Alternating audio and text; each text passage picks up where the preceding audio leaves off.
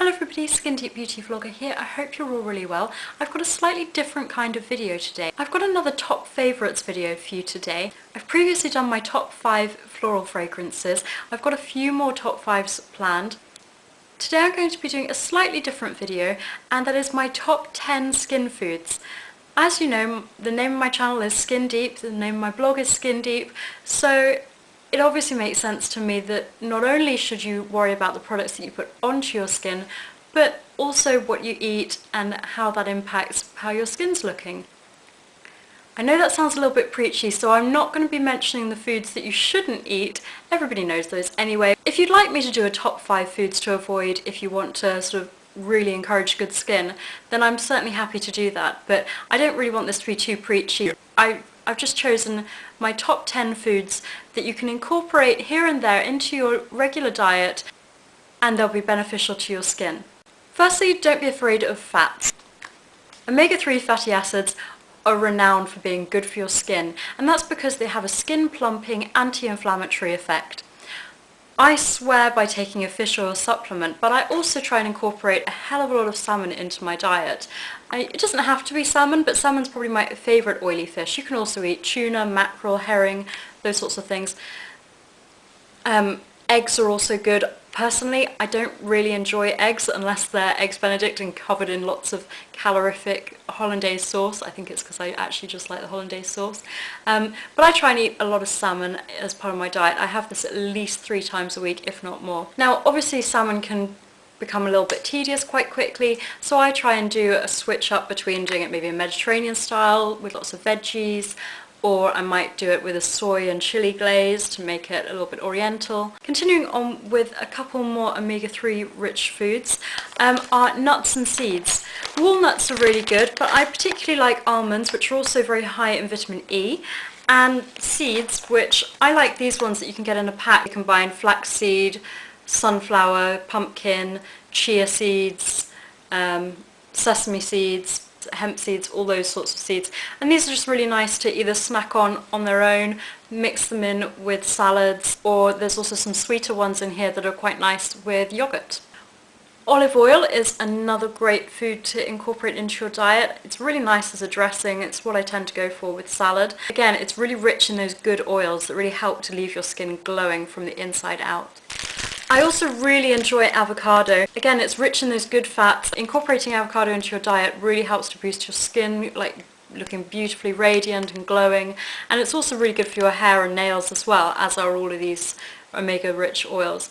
Again, this is rich in vitamin E as well, so really helps fight those free radicals, which I always think sounds like a band name. And if you struggle to eat avocado just on its own, I mean, I quite like it with prawns maybe, or just with salad. Maybe if I'm having chili, then have it on the side. If you struggle to eat avocado just on its own, then just why not make it into some guacamole? It's really quick and easy to make, and it makes it a little bit more bearable if you're not a fan of eating it on its own. Next up are oats.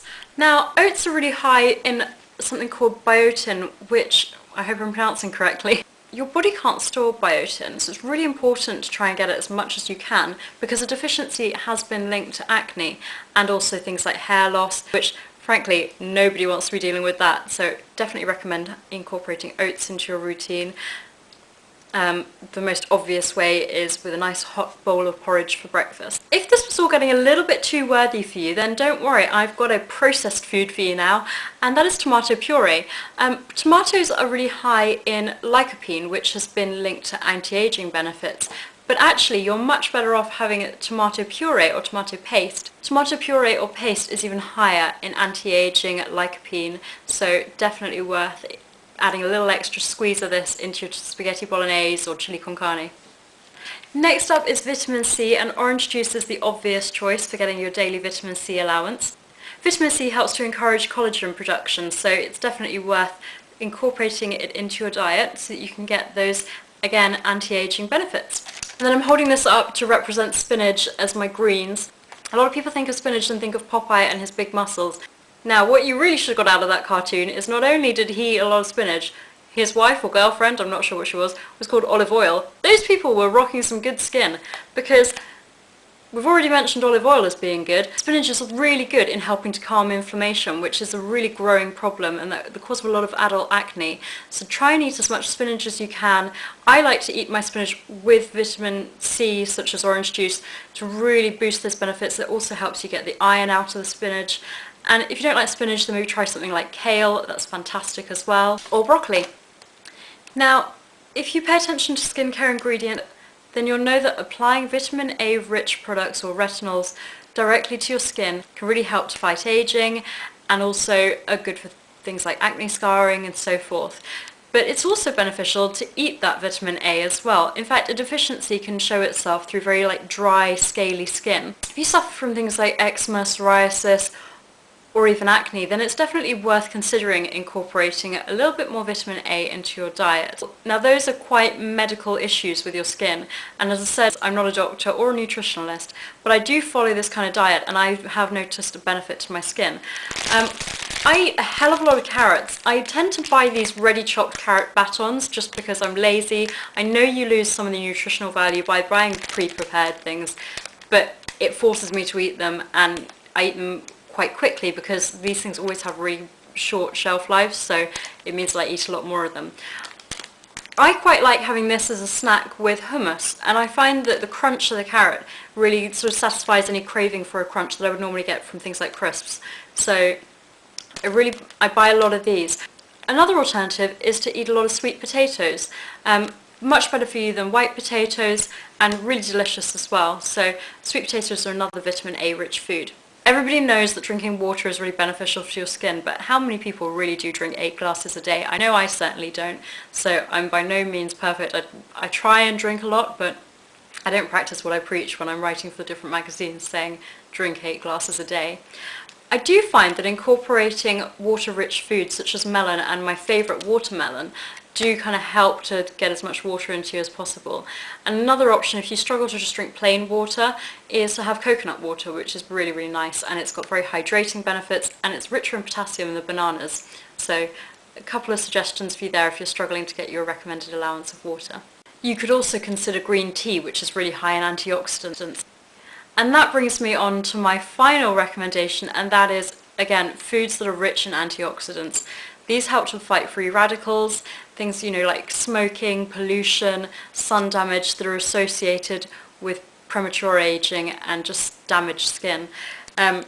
Pomegranate is fantastic. I mean, look at that gorgeous bright colour. You just have to look at it to think, that's going to do me good if I eat that. And of course, blueberries. The antioxidant rich foods are all those sort of ones that you associate with being superfoods, so definitely look out for these. They're not the cheapest. If you don't like fruit itself, then try smoothies. I really like making a berry smoothie with a little bit of aloe vera in it as well. I quite often buy the frozen mixed berries, add a little bit of orange juice, some aloe vera juice, and whip up a quick smoothie.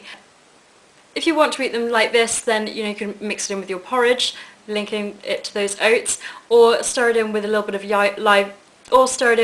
live yogurt, which, although I tend to tell people to avoid dairy if they suffer from acne, live yogurt's okay, so there's your treat for the day. And you can even mix in some Manuka honey if you really want to benefit your skin and your immune system in general. I know this video has been a little bit different to my usual style, so I'll be really intrigued to see if you like it, what you think, or if you'd like any other videos to do with a sort of more holistic approach to skincare. Do let me know. I'm really intrigued to see your thoughts. If you enjoyed this and you're not already subscribed, then please do so. There's a button just below, and I will see you all soon. Thank you so much for watching. Bye!